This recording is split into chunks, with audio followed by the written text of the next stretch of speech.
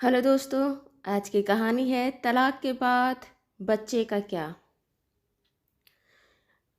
दोस्तों, अब हर सप्ताह सोमवार, बुधवार, शनिवार आपसे मिलेंगे एक नई कहानी के साथ सुबह 11:30 बजे।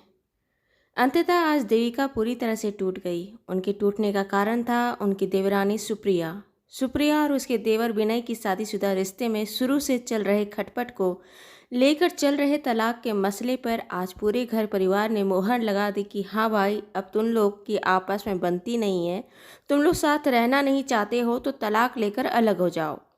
देविका नहीं चाहती थी कि उसकी देवरानी सुप्रिया और विनय का तलाक हो।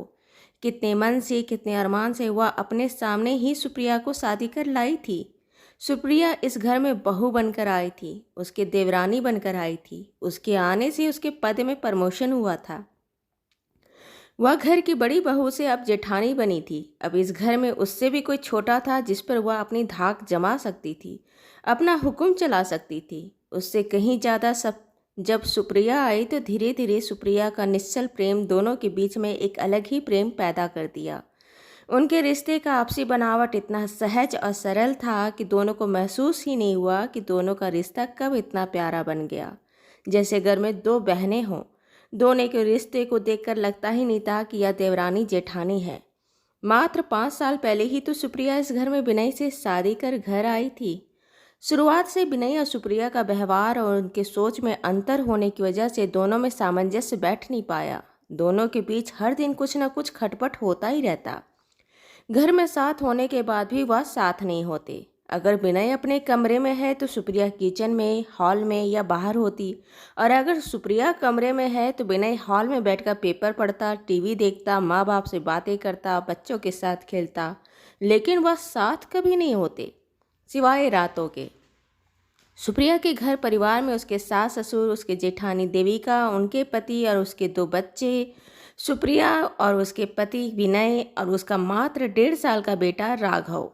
संयुक्त परिवार था। घर में प्यार भी बहुत था। घर में कहीं भी कोई भी तरह की टकराहट या कड़वाहट नहीं थी। कड़वाहट थी तो सिर्फ पति पत्नी के बीच में, सुप्रिया और उसके पति विनय के बीच में। सुप्रिया भी कमाने वाली थी, जॉब करती थी, विनय भी कमाता था। दोनों की ज़िंदगी अच्छी थी। दोनों एक दूसरे पर निर्भर नहीं थे, लेकिन फिर भी एक दूसरे की सोच से बहुत अलग थे। एक दूसरे के साथ सामंजस्य जैसे शायद बैठाना भी नहीं चाहते थे। पता नहीं क्या दिक्कत थी। शुरुआत में जब उनके रिश्ते में खटपट शुरू हुई तो सबने कहा एक बच्चे कर लो फिर सब ठीक हो जाएगा। राघव के आने के बाद भी उनके रिश्ते में कुछ सुधार नहीं हुआ और दोनों बहुत समय से तलाक तलाक का राग अलापते रहे। अंततः घर परिवार के लोग भी उनके तलाक लेने के निर्णय पर अपना मोहर लगा दिए। हाँ भाई, अलग हो जाओ, शांति धरो, खुद भी सुख से रहो और हमको भी सुख से रहने दो। आज जब घर में परिवार वालों ने सहमति दे दी तो देविका का मन टूट गया। वह जानती थी कि भले ही विनय और सुप्रिया का रिश्ते में खटपट हो, लेकिन सुप्रिया बहुत अच्छी और प्यारी लड़की है। परिवार को लेकर चलना उसकी प्राथमिकता है, उसका बच्चा प्राथमिकता है, उसके लिए उसका परिवार प्राथमिकता है, और वह अपनी नौकरी और अपने कैरियर के लिए भी महत्वाकांक्षी है। वह खुद से भी उतना ही प्यार करती है जितना वह दूसरों से प्यार करती है। फिर गलती कहाँ हो गई? उस दिन उस रात देविका ने अपनी देवरानी सुप्रिया और विनय को एक साथ अपने कमरे में बुलाई। देविका दोनों से एक एक करके पूछी कि अगर तुम दोनों अलग हो जाओगे, तलाक ले लोगे, तो बेटा राघव का क्या होगा? सुप्रिया बोली, बेटे को मैं अपने साथ रखूंगी। विनय बोला, मैं अपने साथ रखूंगा। दोनों के बच्चे की कस्टडी चाहिए थी। दोनों बच्चा अपने पास रखना चाहते थे। देविका जी विनय को बोली, तुम बेटे को कैसे रख पाओगे? तुम तो अपने कपड़े का हिफाजत तक नहीं कर सकते, अपने बच्चे का देखभाल तुम कैसे करोगे? नौकरी छोड़ दोगे? क्या करोगे? कैसे रखोगे? विनय ने कहा, मेरा इतना बड़ा घर परिवार है, मम्मी पापा हैं, आप हैं, भैया भाभी हैं, मुझे क्या दिक्कत है? क्या मेरा बच्चा पल नहीं सकता? देविका ने यही सवाल सुप्रिया से की। सुप्रिया से पूछी, और तुम सुप्रिया, तुम्हारा बच्चा कैसे पलेगा? तुम्हारे बच्चे की परवरिश कैसे होगी? सुप्रिया कही कि मैं अपने मायके चली जाऊंगी, वहाँ मेरी मम्मी पापा हैं, मेरे भाई भाभी हैं, बच्चा आराम से पल जाएगा। भाभी, कोई किसी तरह की तकलीफ़ नहीं है। देविका बोली, बात तो सही है, तकलीफ़ तो कुछ नहीं है। दोनों को वापस उनके कमरे में भेजने के बाद सुप्रिया कुछ सोची। जो परिवार न कर पाया, शायद उनके कुछ करने से कुछ बात सुधर जाए। उन्होंने कुछ फैसला किया। दूसरे दिन देविका ने अपने पति को कहा कि सुनो जी, हमारे बेटे के लिए और राघव के लिए कपड़े लाने हैं, आप लौटते समय लेते आना। उनके पति अभी कहे अभी कोई ऐसा फंक्शन भी नहीं है, अभी उन लोगों के पास तो कपड़े हैं, कपड़े की क्या ज़रूरत है। देविका बोली, आपको जितना बोला आप उतना करो ना, प्लीज़ अभी मन नहीं है, घर में इतना टेंशन वाला माहौल है और आप इतना सवाल जवाब कर रहे हो, मेरे से बन नहीं रहा है, आपको बोला है बस कपड़े लेते आना। देविका के पति ने देविका का उखड़ा मुंह देखकर उसे कुछ ज़्यादा सवाल जवाब करना जरूरी नहीं समझा और लौटते वक्त राघव और अपने बेटे के लिए कपड़े लेते हुए आए। इधर देविका ने सुप्रिया के घर में उसके भाई को फ़ोन करके कही कि हमारे यहाँ एक रस्म होता है, सुप्रिया बहुत जल्द हमारे घर से जाने वाली है, एक रिवाज है, मैं चाहती हूँ वह रिवाज से कम हम लोग हंसी खुशी और उल्लास से मनाएं। आप मेरे बेटे और सुप्रिया के बेटे राघव के लिए कपड़ा लेते आइएगा। सुप्रिया के भाई ने बोला, ठीक है भाभी, हम आते हैं। 2 दिन बाद सुप्रिया के भाई भाभी घर आए, देविका के बच्चे के लिए और सुप्रिया के बच्चे के लिए कपड़े ले आए। हंसी खुशी से बात हुआ और फिर दोनों भाई भाभी वापस चले गए। इधर देविका के पति ने भी अपने बेटे और राघव के लिए एक जोड़ी कपड़े लाए थे। देविका अपने देवर देवरानी सुप्रिया और विनय को अपने कमरे में बुलाई। सुप्रिया, मैं तेरे भाई को एक झूठ कही थी कि हमारे घर में कुछ ऐसा रिवाज होता है जिससे आपको कपड़े रखने हैं। उन्होंने मेरे बच्चे के लिए और तुम्हारे बच्चे के लिए कपड़े लाए हैं, यह देखो। और यह मैंने अपने पति को कहा था कि आप राघव के लिए और हमारे बेटे के लिए कपड़े लाना, यह देखो। तेरा बेटा और मेरे बेटे में ज़्यादा उम्र का कोई फ़र्क नहीं है, बस मेरा बेटा 2 साल का है, तेरा बेटा 1.5 साल का, लेकिन मैं सिर्फ तुम दोनों को कुछ दिखाना चाहती हूँ। सुप्रिया, तुम्हारे भाई भाभी ने जो कपड़े लाए हैं उसमें जो तुम्हारे बच्चे और मेरे बेटे के लिए जो कपड़ा है उनके दाम देखो, दोनों कपड़े में कितना अंतर है। सुप्रिया ने देखा कि राघव के लिए जो कपड़ा उसके भाई लेके आया था वह नर्म था, सूती था और अच्छे दाम का था, जबकि देविका के बच्चे के लिए लाए गए कपड़ा थोड़ा हल्का, थोड़ा सूती मिक्स था। सुप्रिया माफ़ी मांगते हुए बोली, देविका भाभी, मेरे भाई को ऐसा नहीं करना चाहिए था, दोनों बच्चों के लिए एक समान कपड़ा लाना चाहिए था। देविका बोली, बात यह नहीं है सुप्रिया कि मैं तुम्हें यह दिखा रही हूँ कि तेरे भाई ने क्या किया है, देने लेने में यह सब चलता है और यह सब बातों में दिमाग में लाना भी नहीं चाहिए। अब देविका जी अपने पति के द्वारा लाए गए कपड़ों को सामने रखी और बोली, देखो बताओ, क्या ये दोनों बच्चे के कपड़े एक समान हैं?